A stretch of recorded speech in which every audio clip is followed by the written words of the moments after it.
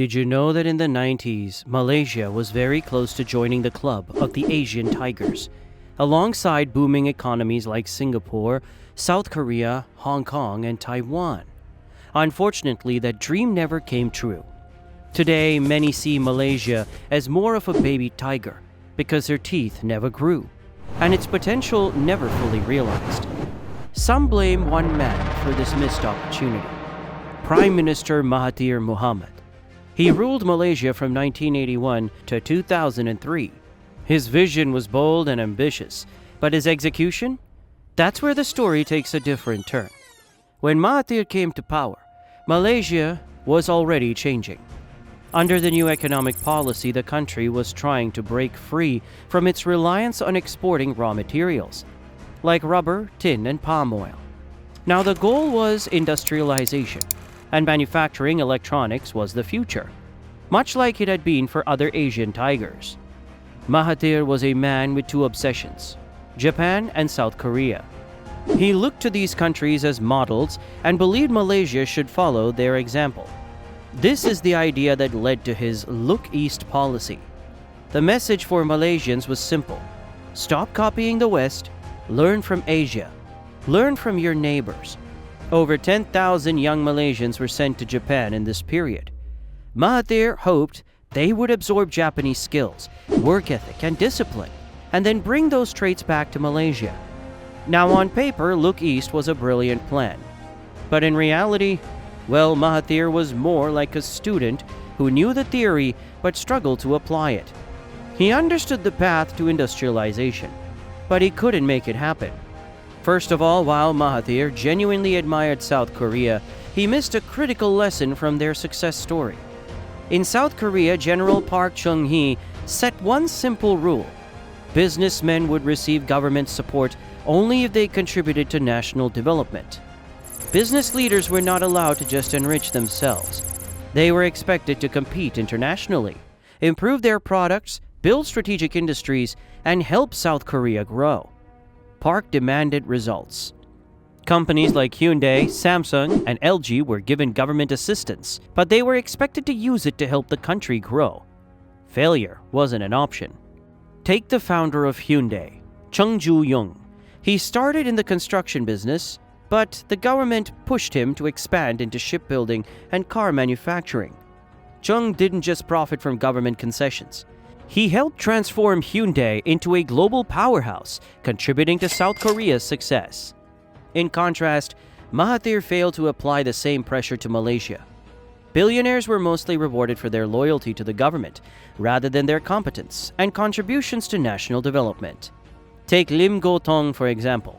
He was a Malaysian entrepreneur who built his fortune through government-backed construction projects, just like the founder of Hyundai. But instead of investing in industries that Malaysia desperately needed, he focused on building casinos, luxury resorts, and cruise ships. Not exactly the businesses that could help Malaysia grow. And Lim wasn't alone. Many of Malaysia's wealthiest businessmen focused on safe, passive investments. Things like mining, plantations, shopping malls, and of course, real estate. That's also why today Kuala Lumpur is packed with high-rise buildings everywhere, some unnecessary and even empty. These luxury projects often serve more as status symbols than as productive assets for the local economy. Even the Petronas Twin Towers, the city's most iconic attraction, tell the same story. Built by Malaysia's second richest man, who became wealthy through oil and gas, racetrack betting, and television licenses, the Petronas are a symbol of personal gain rather than national development. For some, they might be a monument of national pride. But for many others, they are more of a vanity project, a symbol of empty success. Even when Malaysia did try to build more strategic industries, the results were sort of disappointing. Back in the days, the country launched its very own national car brands, Proton and Perodua. But instead of encouraging healthy competition between them, the market was basically split into two. Proton made big cars, Perodua made smaller ones, and that was pretty much the end of the story. There was no real pressure to improve, innovate, or compete abroad. Meanwhile, in South Korea, fierce domestic competition between Hyundai, Kia, and Daewoo drove constant innovation. All these factors got Malaysia stuck in the so-called middle-income trap, a situation where a country isn't exactly poor, but is not wealthy either. Over time, Malaysia's economy remained reliant on low-value manufacturing and commodity exports, instead of producing high-value sophisticated products like South Korea and Japan. And by the early 2000s, it was pretty clear that Malaysia wasn't going to be the next Asian tiger. But not all is lost.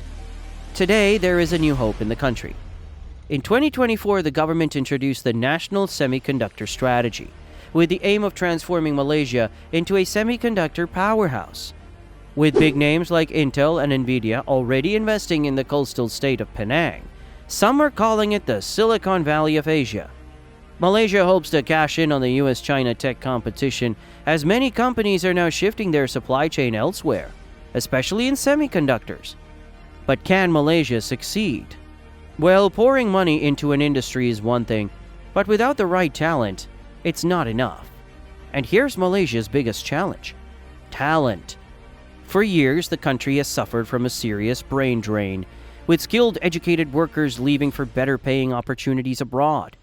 Every year, only about 5,000 engineering graduates actually enter the local workforce, while the rest go overseas. The talent gap is huge, and Malaysia will struggle to build a high-tech economy if the brightest minds are being lured away by better salaries elsewhere. In the end, these engineers are going to fuel the high-tech economies of its competitors instead. So yes, the National Semiconductor Strategy is Malaysia's second chance for success. But will the country get it right this time? Can it learn from its past mistakes and finally rise as the fifth Asian tiger? Or will this opportunity slip away just like it did 20 years ago? Only time will tell. But let us know what you think in the comments below. For now, one thing is sure, we will be watching Malaysia closely. See you in the next video.